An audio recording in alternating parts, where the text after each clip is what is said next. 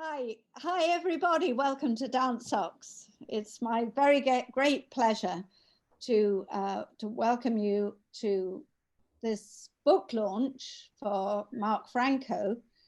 I'm Sue Jones, director of Dansox, and today we're celebrating with Mark his recent publication of a book on Serge Lifar, who was, of course, well known to us all as a ballet dancer and choreographer, known as French, but in fact of Ukrainian extraction. He joined the Diaghilev Ballet Russe as dancer in 1921 and became a choreographer, succeeding Massine. He was ballet master of the Paris Opera, 1930 to 1944, and then again from 1947 to 1958, which he's most well known for. So first I'll tell you a little bit about Mark. Mark Franko is the Laura H. Carnell Professor of Dance at Temple University. He's published 8 books, including most recently Choreographing Discourses, a Mark Franko Reader, and The Fascist Turn in the Dance of Serge Lifar, which we're celebrating today. I've forgotten the subtitle there, which is French Interwar Ballet and the German Occupation. This is a very important part of the subtitle. Franko is editor of the Handbook of Dance and Reenactment and founding editor of the Oxford Studies in Dance Theory book series. He is recipient of the 2011 Outstanding Scholarly Research in Dance Award of the Congress in Research in Dance. But he's not just a scholar and a writer, he's also an artist, and his choreography has been produced at Lincoln Center, Out of Doors Festival, Berlin Werkstatt Festival, Getty Center, Montpellier Opera, Toulon, Milwaukee, Akademie der Künste Berlin, Salzburg, Leuven, Buenos Aires, and in New York City and San Francisco venues. Mark is recipient of a John Simon Guggenheim Memorial Fellowship and a National Endowment for the Humanities Fellowship. But Mark is very well known to Dansox because he's come over over a number of years to work with us to present papers on the research, in fact, that that constitutes this book. And it's been a privilege for both Dansox and for the Archive of Performances of Greek and Roman Drama to hear papers from him over the years. So in fact, this book goes back a long way, doesn't it, Mark? Much further than that, in fact, further than our first meetings with Dansox. So could you say something about how it started and its long gestation? Thinking about how it fits in with your oeuvre as a whole, because I've been thinking about the various people you have written monographs on, Martha Graham, Paul Sanasado, and so on. So I'm just wondering if this is some kind of culmination of many, many years. I feel as if reading it that it goes right back to your first book, but maybe that's not the case. First, let me say thank you, Susan, so much for that very gracious introduction, and it's an honor to have the book launched now with you at Dansox, because I do feel very close to St. Hilda's and to you and to the whole Dansox enterprise, and in fact that was a really important audience for me in developing this book, because of the continuity and the fact, as it happened, that I was able to present a lot of the book in progress and receive a lot of wonderful feedback, which was really formative, I think, for the book. So I feel it's very tied. It's connected to you and to Dansox, and of course that you came to Philadelphia as well and helped us Institute for Dance Scholarship. So we've been working together for quite some time. And of course it goes back earlier than that. Actually, my first talk at Oxford University was before this project, because it was as I was finishing the Martha Graham book. Exactly. Yeah, so it actually precedes it a little bit. This project began in a way, I think you're absolutely right that it ties back to my earliest work, and I've just realized it myself. recently, and I explain explain why if you're interested. But it really, in a way, also, and it connects to a lot of my personal experiences over the years in dance, because I studied in France quite a bit, and of course my background in French literature and my PhD in French literature, which in a sense I'm returning to here, because a lot of the material I'm working through is literary, of course, and it's in fact doing a kind of history of dance through discourse to a large degree. Um, but so it's complex, right? So I would say number one, and you can stop me whenever you want to move on. 2012, I saw a perform. I talk about it in the beginning, in the preface to the book. In 2012, I saw a Paris Opera performance in New York, and it was the three pieces of the Patrimoine. You know, it was Lifar, Suite en Blanc, which I had never seen, and Béchard, and something of Roland Petit. So I went to that performance thinking I was really curious to see Lifar's work, because I had heard about him throughout the years in the studio in New York with my ballet master, was formed in the 30s in Paris. And he was in that milieu. He taught even some of the Lifarisme in his class. After that, I studied with Lucienne Lamballe in Paris, who actually danced with Lifar in the 30s. She was older than he was. She predated him in the Paris Opera.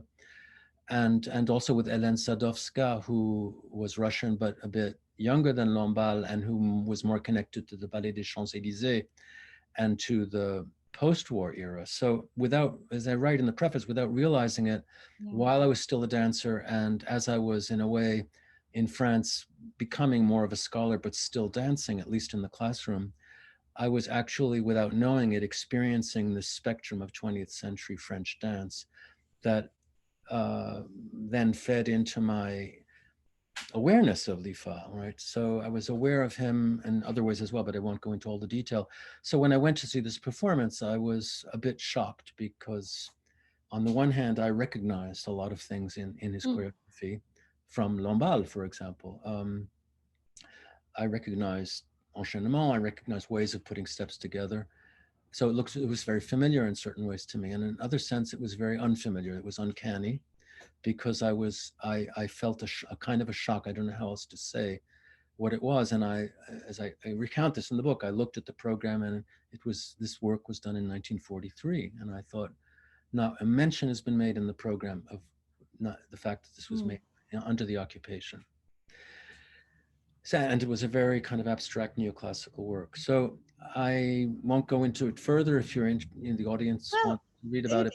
That was the stimulus. That was the stimulus. Well, that is very interesting. I wonder if you could say a little more about Suite en Blanc, because you know you posit Suite en Blanc against Balanchine's Apollon Musagette, which of course Lifar was in, as the kind of the received notion of neoclassicism and so on. But it's really interesting that you saw Suite en Blanc, and that gave you this shock.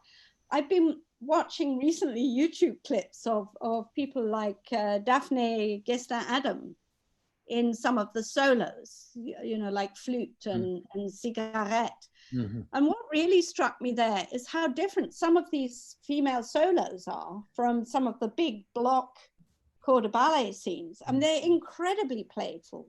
They seem to integrate this folkloric thing that you say Lifar talks about later, this absorbing, the sort of playful épaulement, the use of fifth position in a weird way, and then also the parallel feet. So there are some kind of quirky things that are more playful than I had expected from some of the accounts I've had of Suite en Blanc. So I just wondered if you had any thoughts about the constitution of the choreography, or the, you know, the I should just clarify that when I say I was shocked, it was the impression that the work made at the very start of being in some way, I would use the word in French, mortifère. There was something deathly about it, and that immediately brought my mind to the period.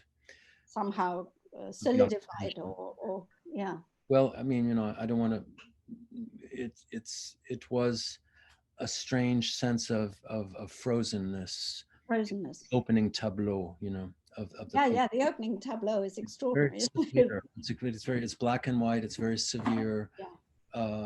The lighting appeared to me almost fascist. It was um, not romantic in any way, even though Right. there was some romantic touches to some of the costumes. Yeah, there are some, yes, and there are those tutus, aren't there, and things Yeah. like that, the romantic tutus. Strange. Since I've seen 3 versions of it, and I've seen very, very different things, the Paris Opera version did have, as you say, a lot of the turned in positions and very interesting things in the duets that Yeah. extremely interesting. And yet I later got a tape of the Paris Opera production and they were nowhere to be seen. So I'm not, That's, I don't know what that's about. Then I saw yeah. Maida Good's production in San Francisco, and it was yet again extremely different. So that's of course not unusual in ballet, but I'm not, frankly, that leaves me a little bit unclear as to how much of the modernist touch of Lifar was present in the work. The Right. score was in no way modernist. Yeah, no, of course not. And then No. my research showed that actually he was trying to resume in a way or give a compendium of all the changes he had made to the classical curriculum in the technical sense within the choreography, but that also he was trying to create a work that was very light and French in response. It was a whole dialogue with the Germans about what is French dance.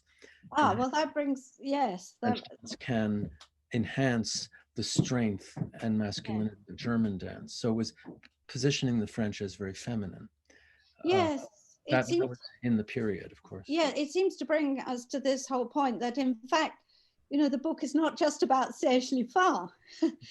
It is, in fact, much more than this, and it's the life and work of Lifar seems to provide this linchpin through Absolutely. which, Yeah, you know, and that's correct because when I let me just back up a little bit and say that when I started to write the book, there was that performance, which was the stimulus, and I was aware that he had been accused of collaboration, and I was curious about it, but I had not done any research on it. And then right after that, the police archive opened, one of the préfectures in Paris opened an occupation archive. Yeah. And then right after that, I think it was Hollande who made the first formal apology for the Holocaust in France. It was Hollande, Yeah, Hollande at that time, it was 2012 in the summer, precisely even actually 2 weeks after I saw this performance. Those things all came together in my mind, right? I was aware that there was some issue here that had been unresolved, and I was curious archivally, could one resolve it? In other words, the historian in me got intrigued. I thought, this is an archival issue. Can't we solve this through the archive? Well, I think that really shows in the book, and especially in the penultimate chapter about, you know, about the archival material that you've dug up. A switch in methodologies at that point because it is so heavily archival, and I realized that the only way to draw conclusions from the archive was to put everything in a very coherent narrative framework, which hadn't been done before. Right. There's a lot of information, but if you don't order it in time, it doesn't have an impact. It doesn't really make sense. Right. I think this question about ordering seems to me to be the actual crux of the book. The ordering of it, the order in which the various themes appear. But running right through the book, of course, is a discussion of the neoclassical and the Baroque. Exactly. My initial intent was to write a book about the French Baroque and to work Lifar through it in some way. I was thinking of it kind of very large canvas. Of course, too large in today's publishing world, number one, because it can't go over 100,000 words anymore for some reason.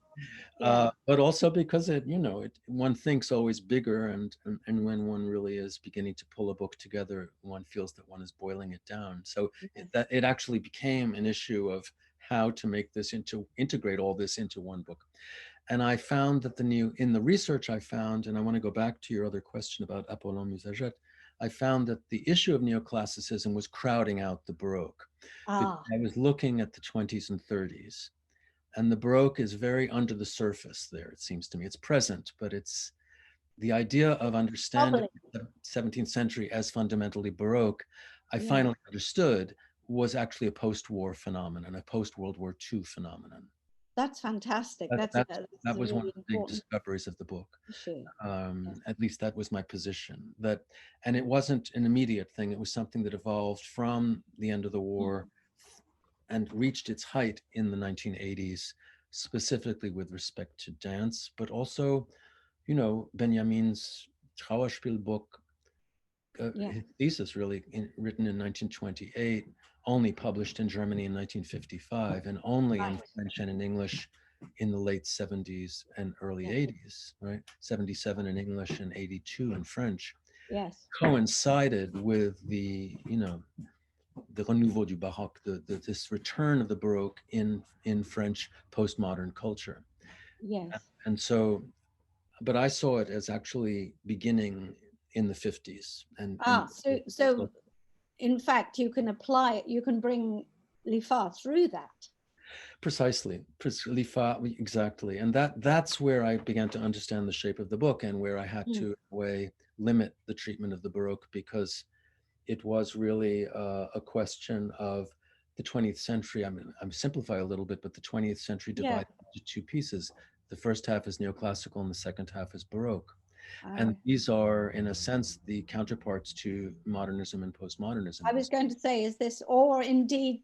It's too fast up, but there's something to it. I'm sorry, go ahead. There is something to it. I mean, that notion of periodization of a later period looking back on an early one, it goes, you know, Schiller does it in Naive and Sentimental Poetry. And it's this kind of knowingness about the previous period, I suppose, to some degree. Well, I mean, at the same time, it's politically motivated, and you know, there was that I think you have that's a stronger point in your book. It seems to me, yeah. I mean, the other discovery in working on the book was that there is no one 17th century in French culture, but there are competing visions of the 17th century. Yes. And the 17th century becomes the touchstone of modernity in 20th century French art. And I mean, the standard account is Kenneth Silver's, you know, Esprit de Corps, which is on visual art primarily, or he does speak a lot about Parade. But in that book, I mean, the thesis there is that the return to the 17th century and to some French vision of classicism is, in a sense, a betrayal of modernism, you know, that occurs post-World War I in reaction to the devastation of the Great War. And that's a very strong thesis. But what I realized in the dance situation was that it happened much earlier, that the turn to the 17th century in ballet happened already in the very beginning of the 20th century and even in the late 19th century. Oh, so that's fascinating. Not a complete match there. Yeah, could you tell us something about that? The return to the 17th century and the beginning of the 20th century. I think it would help, you know, our viewers. Russia, right, comes in part through the Sleeping Beauty in 1890, right, which is a French 17th century theme. Which, of course, Tim Skoll says is right. Tim Skoll what Balanchine's basing. That is, for Tim Skoll, what is. Yes, but there may be some other story going on there. Well, I mean, I think the way Tim Skoll relates Apollon Musagette back to Le Bal au Bois Dormant, and then going back still further to the 17th century and to Ballet de la Nuit. I mean, it's beautiful. It's a beautiful chapter in his book. Wonderful thesis. I mean, I can accept that entirely, but at the same time, the 17th century themed ballets, or what Lynn Garofalo has called retrospective modernism in ballet, started, I mean, it was happening in Russia and in France. Exactly. Already in 1908, all those early, there are tons of early works. I mentioned them in the book. None of them, but so it was about a kind of, recalling style, costume. So the question of when this becomes a form of neoclassicism is really the moment, it seems to me, and this is where I moved away from Lifar more toward theory of dance, was the moment in which the idea that there were certain principles in the 17th century that had to become the artistic material of innovative work, and what I called the myth of the origin, that was, in a sense, the place of a modernist neoclassicism. That's very interesting, because in some ways, as you show, Lifar himself participates in that. Well, that's to put forward. Thinking about, when he does the ballet of the cour and right. I mean, then I traced his story more closely in relation to that. So it's primarily a Russian discourse in France. Right. That I'd like you to elaborate on, because I think that will help our viewers and readers. The idea of the principle, the again, and you introduced me to T.S. Eliot's work on this, the idea of ballet having stumbled unconsciously on what Eliot called permanent form relates to this. Although he was referring to training, and he was referring to the ascesis of training and the moral dimension of ballet. Yes, but that can be also extrapolated toward the basic principles of ballet, notably, the ability to turn out, the en dehors, which then got really elaborated by, well, first of all, by Akim Volinsky, who in 1908, 1909, but then by André Levinson, also Russian, in Paris, carrying that forward, and then later by Andrei Shaikevich, also a Lifarian. Throughout the first half of the 20th century, this reasoning about neoclassicism, far predating the Balanchinian neoclassicism, probably the first neoclassicism in ballet in France, really taking off in the 1930s, has Russian roots. It's fundamentally Russian thinking.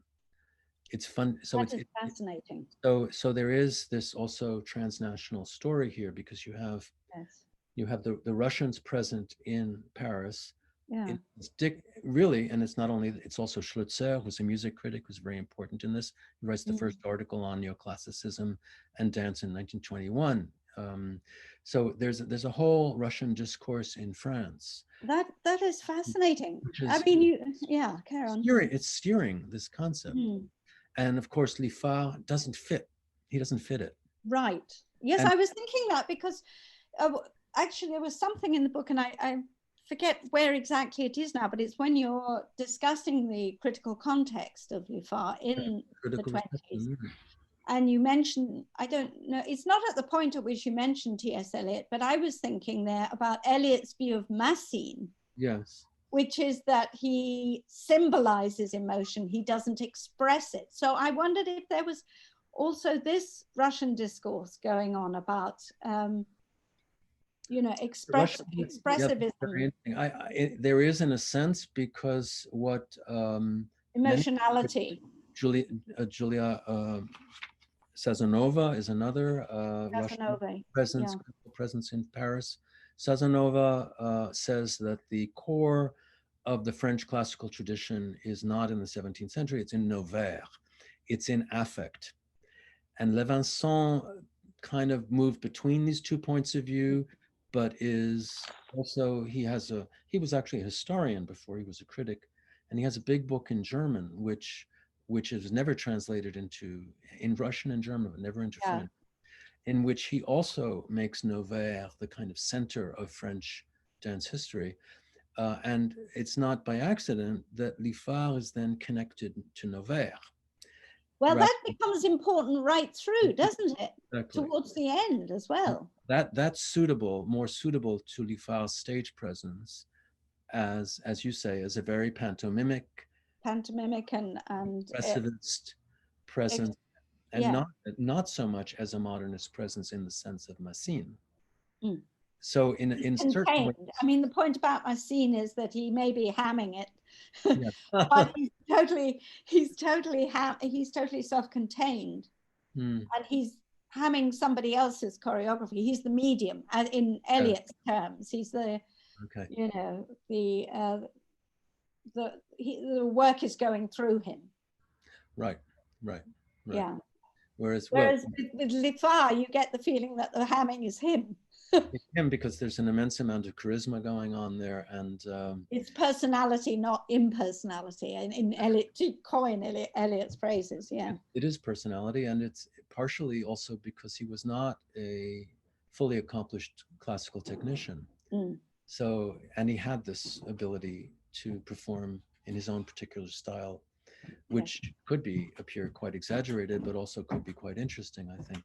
So, so that's also that presence within Balanchine's Apollon Musagette, to go back to that. Yes. 28 is also not the kind of view of that work that we think of, as you pointed out in your book, post 1979, when Apollon Musagette is transformed into a much more modernist, orthodox modernist statement, because and the narrative parts are excised. And of course, Lifar had long since been excised, but Lifar had absolutely nothing to do with that look that we now associate with Apollon. No.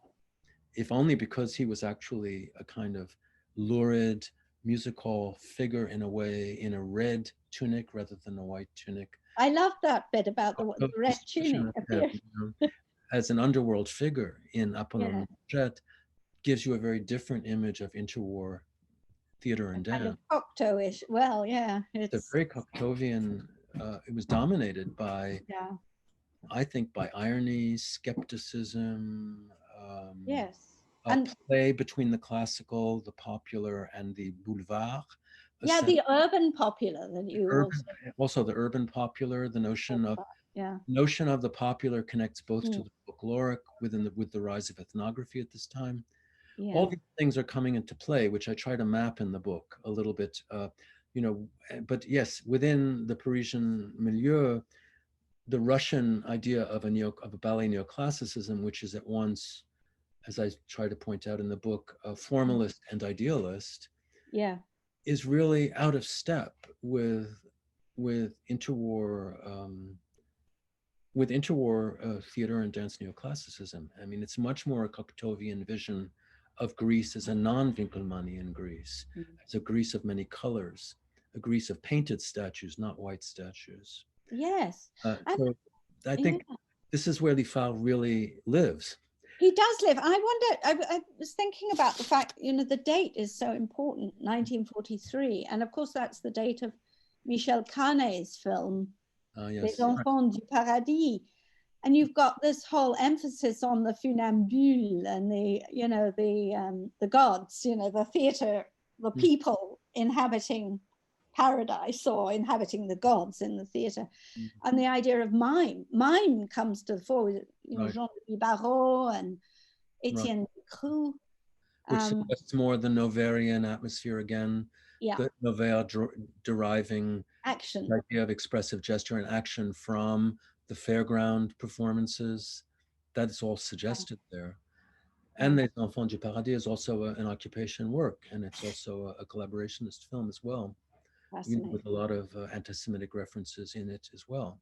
So, I mean, what happens with neoclassicism, and taking more of the big picture, is that Lifar becomes identified with a Levinsonian neoclassicism by the mid-30s, even though this really does not fit his artistic personality. So there's a real struggle within the critical reception, and he winds up dominating the scene, but with certain sacrifices, I think. And so this question of Lifar as the great neoclassicist is a very strange. It is, because in many ways he's beginning to sound to me like a chameleon rather than you know, a dominant neoclassicist, as it were. But when you get to 43, when he does Suite en Blanc, this is, if you like, a neoclassicist statement, but one very much in line with Nazi policy and with what the Nazis wanted to get out of French dance, so that it's sort of a very different world from that of Apollon Musagette. It's no longer the ideal or even nostalgic demi-monde of of Yeah. French interwar experimentation and cynicism and irony and skepticism, it's now taking the Russian formalist idealist theories to a very, you know, literal place, and trying to, I think, trying to create a work that would seal Lifar's ability to become the head of European dance under the New World Order, should there not well, that is an extraordinarily important part of the book, isn't it? It's really where you show the story of the occupation and those manuscripts and documents that you've uncovered there that tell this story. Perhaps we could talk about that first. I think since we're on that line and you see where Lifar is going, maybe we should come to the fascist turn. Well, okay. You know, the occupation, the story of the occupation, because a lot of people are going to go to the book and they'll want to read that. That's but right. Actually, we need to have all the other stuff in place. I agree with you, and I worry a little bit that chapter is overpowering the book, and in good and a bad sense. I mean, it's okay where it is, and it belongs there, but I think I've had 2 short reviews of the book so far, and each one is only focused on that chapter, to the complete, really, not a mention of anything else in the book. That's so that's the great moment of the soundbite, isn't it? I just want to stress there's a lot more going on in the book. Well, then perhaps we should move to we can certainly talk about the occupation. We can get there in a minute. I think we'll get there towards the end of our conversation, so that we can see how Lifar suddenly is placed in the post-Lifarian thing. Yeah. But I just want to go back to the neoclassical idea again, because I think the kind of reading I'm trying to do of pre-war neoclassicism or interwar neoclassicism, not the kind we associate with the post-war period, which I mean, the term is picked up. I believe the term neoclassicism is not really used apropos of Balanchine until the end of the war, and specifically very interesting when he toured in Europe after the war.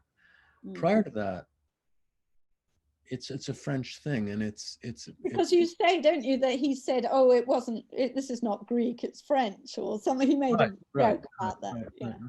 So, but it seems to me that what the interest of Lifar the occupation story has its own interest, but prior to that, what makes Lifar a really interesting figure to look at is the fact that he is kind of the shifter or the mediator between the Russian, the German, and the French conflict within French dance culture.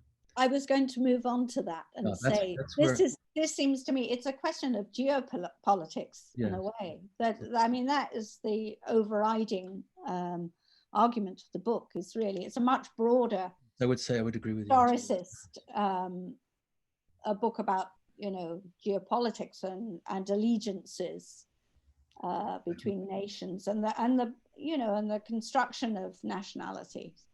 And yes, and also manipulations within them. So you've got this from the outside. German, you've got Russia to France, German. Right. You talk about the 17th century French tradition against the 19th century Winckelmann and Herderian traditions, and these different lining up of geopolitical spaces. Precisely. With the US over there somewhere also, as part of this. Yes. And an awful lot of Orientalism going on in the middle of it all, and anti-Semitism. Right. So there is a kind of point at which you get this in the book, I think, where you talk about, how to understand the importance of the neoclassical as modern in the spirit of Diaghilev on the one hand, while also assigning a conservative nationalist, first French and then German perspective. So and perhaps you could take us there to the wider implications, wider geopolitical implications of placing Lifar in the middle of all this. Right. I mean, there are many different places to pick it up from, of course. Yes. Uh, with respect to Diaghilev, certainly toward the end of his career, ending in 29, and those last seasons of the 20s, where Lifar was prominent in the company, uh, Yes. there really is no such thing as neoclassicism going on. It's much more of a kind of interwar turn to popular culture, and that Diaghilev is very criticized for that as well. He is, But isn't he? Because he does all these ballets that nobody likes anymore, or the that's, let's say the literati don't like them anymore. I mean, even the Prodigal Son Yeah, is viewed as a vehicle for Lifar and as a yeah. vehicle for. The triumph of Neptune and things like that. Yeah. So, uh, and of course, then there's this myth propagated by a number of writers close to Diaghilev that actually he was turning back to neoclassicism just as he passed away. So that there's this need, that there is this tension within the French dance scene around these Getting it back. getting it back, or because the ability to get neoclassicism back is viewed as the way to reassert the primacy of French dance ballet internationally. That Yeah. the ballet russe has shown France that actually France should dominate dance, Yes. that it has shown the potential within dance. And so there is, and as Levinson said, French is dance is primarily a French art. The Russians have shown this to us. So it again, Oh yes, the because of Russians course in mimicking Peckinpah French went to art Russia. Yes. dare the French to do them one Yes. better and actually be Yeah. French. Yeah. And the way to do that, according to the Russians, again, Levinson and company, although Yeah. there are French critics also involved in that, like Lannes and Briand, the way to do that is to follow the line of Akim Volinsky and create a kind of formalist meditation on the language of dance itself. Something that really Lifar really is very far from Lifar. It's really something you cannot do. So the Yeah. way he responds to that problem is to start staging the so-called classics. He brings back Giselle. Of course, he has Spitzitseva to do it with, Yeah. and he restages Giselle, and he even some of the Nijinsky works like Afternoon of a Faun which he redoes, are considered in some way classical in that strange way. But so he changes his repertoire. He stops becoming he sheds his identity as an avant-gardist, something by the way that Cocteau never did. Cocteau remained faithful to his aesthetic Yeah. Yeah. until his death. Yeah. He shifted. He moved away from avant-gardism, and of course, Suite en Blanc is the apogee of that move, right? Yeah. So And there there is were others like Mirage, weren't there, that were also very classical is and things. Yeah. practically a post-war work as well. Yeah. Yeah. Sorry. But the earlier works, ending with Icare, the Icare was much more experimental, and it even generated a manifesto of, kind of modernist That manifesto. looks really remarkable, actually. That and of course it's symbolic of him in some ways, the hubristic element of. So that's one way. But at the same Yeah. time, Levinson, who rejects Lifar in the beginning, in the Yeah. late 20s and early 30s, and is actually really against Lifar, Yeah. suddenly flips, and his last book is a book on Lifar. I know, it's extraordinary that. And that's where this question of the German influence comes in, because he sees Lifar as a moving statue. He refers back to Winkelmann and to Hegel, and he sort of then invests Lifar with this German understanding of classicism. But he That's does right. it not in view of, I think we don't really know why he did that, but I think in part, Levinson was Jewish, and he was seeing the German threat already within choreography, but he was seeing it as a civilizational threat. So he was trying to Right. defend French culture against the incursions of German culture within dance. Little did he know that Lifar would betray him and actually collaborate with the Germans. Yes, you talk So it's a about lot it. of irony there too. Of course, then he dies in 34, 33, I believe. So Yeah. that's Levinson. Yeah. Uh, so there is that. I think that Levinson's final contribution to the Lifarian literature is a place where the German is underlined, right? The idea of the body as basically a living marble figure sculpture in the Winkelmannian sense. Yeah. That does correspond to Lifar because he had this amazingly statuesque body. Yes. So in As a I certain see sense, that from both the photos. works. Lifar is the first thing that works, and it also works for Lifar's career, and it brings neoclassicism into the ambit of Lifar, albeit not a French neoclassicism, but a German one. A I mean, German. in this Yeah. book, I'm hanging on to these national understandings of these Yeah. things that Yeah. may seem Because a little they, old-fashioned, because it's quite yeah. what is happening. Yes. So how would you fit the 19th century and Nietzsche into that? Right. Well, I mean, Nietzsche is very present too, because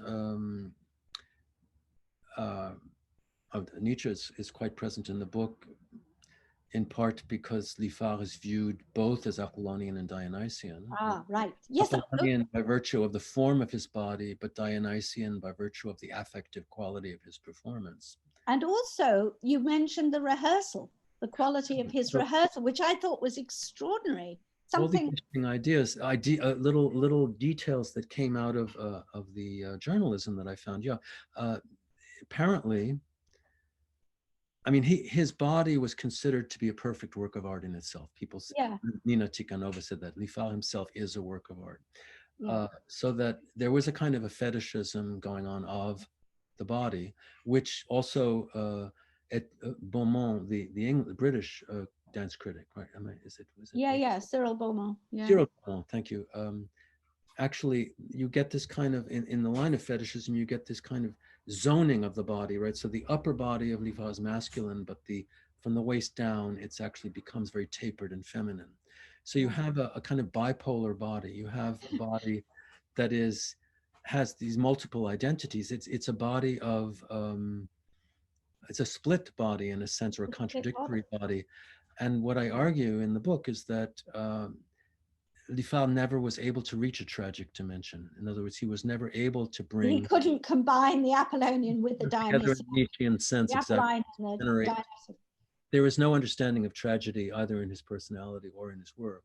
So that that's why his work becomes, in the end, quintessentially fascist. Because I think a fascist work cannot encompass tragedy. And so it is not a fusion of form and force, as some people have said. It is an attempt to fuse form. It's a failed attempt to fuse form and force. So that Nietzsche is always present, but it's also a failed Nietzschean endeavor. Within this framework, it's very interesting to see, for example, the discovery that Valéry, who was also another important commentator on all this, was himself an avid reader of Nietzsche, but hid this throughout the years. It's now coming out. And that Valéry was accused of being extremely Nietzschean and Dionysian by classicist Louis Séchant. So there's a lot going on under the surface of this critical reception. There are severe and violent battles being conducted under the... I don't know how you can unpack all of these threads. I mean, I think it's once you become dizzying. aware of the geopolitical tensions, you begin to read them under the surface. But no one is, except for the real out and out fascists, and there are some among them writing about dance, most of them are not saying very outwardly what they want to say. No. All innuendo. And you could say that, to some degree, many dance critics and so on of the time. Yeah. Of the time in particular. Yeah. Of the time, I don't mean now. I wonder if you could tell us something then about this move towards that you've talked about before and that you put in the book about, Lifar's thinking about taking over German dance as well, and the opportunity to reform not only French, but now move to Germany. And that is worrying. That seems very extraordinary to me. Yes, that is one of the big takeaways. And in fact, I traced that back to his awareness. He was aware of what was happening well before the occupation. In 1937, he finishes his biggest piece of writing, which is his book, Les Grands Courants de la Danse Académique, 1938 in French, 1937 in Russian. is a book that has it all. Of course, people still mention the book. No one seems to have picked out all the fascist rhetoric in the book. It is dripping with fascist rhetoric. It is a deeply anti-Semitic book. It is telling us about the problems with contemporary German dance, and it's foreshadowing the occupation. Yes, I mean, I found it He shocking. Yeah, knew what yeah, was happening. He had yeah. planned this all out. The minute the Germans entered Paris, he was on the ground running. He'd hit the ground running.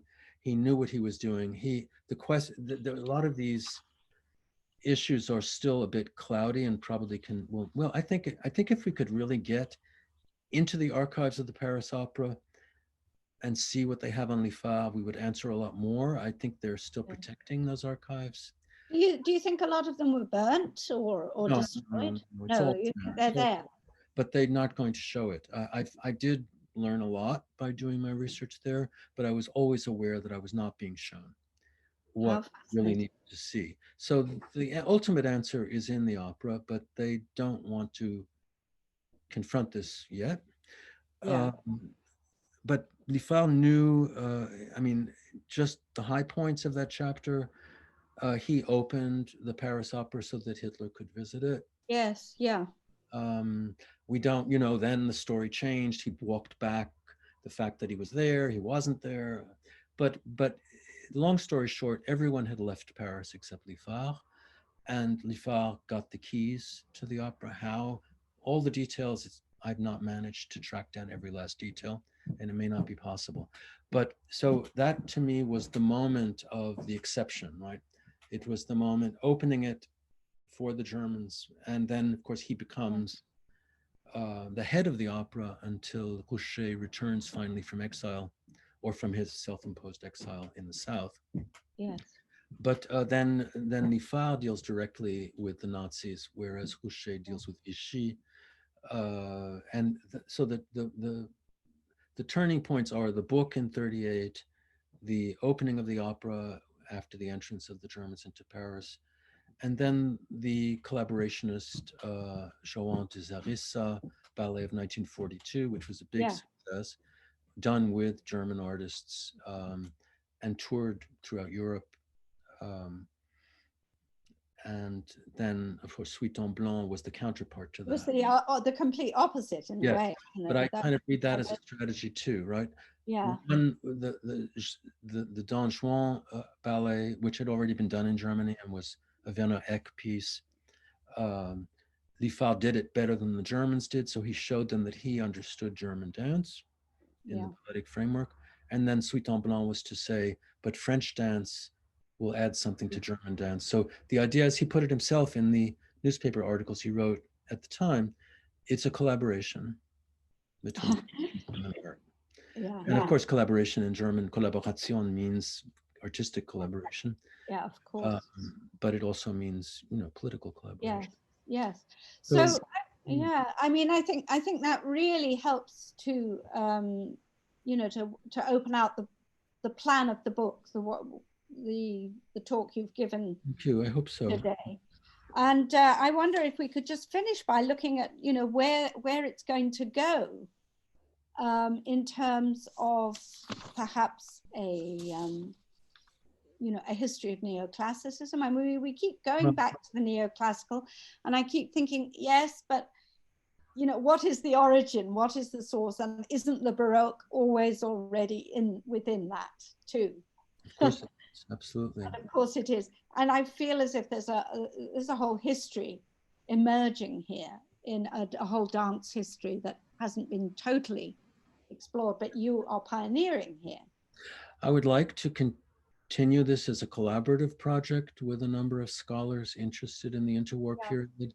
And I think it can go in many, many different directions. For example, in terms of case histories, I think I was one of the first, or, at least on the idea of researching French dance from the point of view of German cultural policy, going to Berlin to read about Lifar in the Auswärtiges Amt, That's a story in itself. in other words, who had dealt with French dance from the point of view of what was happening in Germany. And so there's a lot more to do around this. There's a lot more to do with what happens when Spanish dance travels to Paris under the occupation. Right. There's a whole other history here, which we could call a transnational history, which is that of the war, and of dance during the war. That's one facet of it. But I think that the political thing, the pergola under which we could place all this would be precisely as you said, neoclassicism, or a category of the political neoclassicism. That is a phrase I think you use at the end, towards the end. Yeah. And the folkloric or popular, however you want to phrase those things. And the folkloric popular, the elite against the popular. And possibly the Baroque as well. In other words, opening up these categories to case histories of interwar dance in order to pursue this idea of a transnational geopolitical terrain within dance in Europe and beyond. I mean, not only in Europe, it could also be the case in South America, in the US. In other words, a global history of interwar dance using these rubrics as various case studies, rubrics. But also has containing potential for transnational exchange and changing their meanings accordingly. That's the kind of thing I'm trying to look at in the book, which I think has maybe more value is to extend it to other people's work, to other areas. I think that's the sign of a great book, is that it goes on, that it goes beyond the limits of its own category, in a way. And its own author toward it will, and I'm sure, as we've felt this evening, or rather this afternoon for you, that this is indeed, an incredibly stimulating area and an innovative area of dance criticism and history. I think I would just like to finish by thanking you, Mark, enormously for letting us do this this little conversation here to celebrate your book. And I want to say perhaps you could say something about how you can get hold of it. I mean, it's published by Oxford University Press, and we will put up on a slide that accompanies this conversation a link address to the book itself. Obviously purchased online through Oxford, either in the UK or in New York. Or in New York. I believe those are two separate websites, but those easy to find. Easy to find, yes. Well, I hope we'll all be able to get hold of a copy and bring it with us to our next gathering. Or possibly, with the mail being difficult as it is, Kindle is perhaps maybe that's the way to go. Yeah. Yes. Okay. Well, honor, Sue. Thank you so much. As I say, I've always felt very connected throughout this process to you and Dansox. So it's an honor. Well, Dansox thanks you very much. Okay. Bye-bye now. Thank you, Sue. Bye.